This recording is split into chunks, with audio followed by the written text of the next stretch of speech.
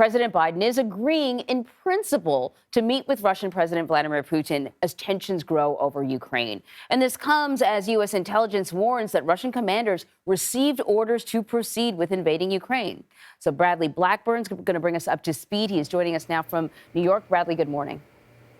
Good morning, Anne-Marie. This possible meeting between President Biden and President Putin was brokered by the French, a last-ditch effort to avoid war. But there are still no specific plans for a summit, and the White House says that they are pursuing diplomacy until the moment Russia invades.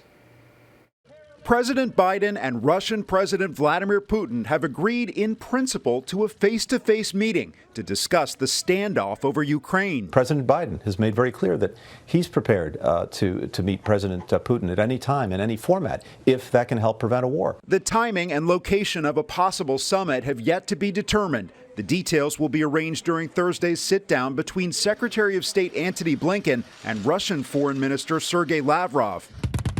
The White House stressed that there will be no talks if Russia attacks Ukraine. At least 150,000 Russian troops are now in position along that nation's border. Sources tell CBS News those soldiers have already received orders to invade. I don't believe it's a bluff. I think it's I think he's assembled the right the kinds of things that you would need to conduct a successful invasion. President Biden convened a meeting of the National Security Council on Sunday. The administration says Russia faces severe economic sanctions if it moves against Ukraine. I mean, listen, guys. We're talking about the potential for war in Europe. This weekend, President Putin oversaw military drills that included nuclear-capable missiles. The Russian leader has demanded an end to NATO's expansion into Eastern Europe, but says Russia has no plans to invade Ukraine. And those thousands of Russian troops in Belarus were supposed to leave the country after wrapping up 10 days of joint military exercises. But Anne-Marie, Russia says that deployment has now been extended indefinitely. Listen, Bradley, can you tell us a little bit more about President Biden's meeting with the National Security Council yesterday? Well, the White House was pretty tight-lipped about the details, Anne-Marie, but we know that it lasted around 2 hours. And now Russian President Vladimir Putin has announced he's getting a similar briefing from his own National Security Council. But clearly, with Russian war games going on through the weekend, this is a fluid situation. We know that President Biden is getting regular updates. On Friday, in his speech, Mr. Biden said that an invasion was imminent.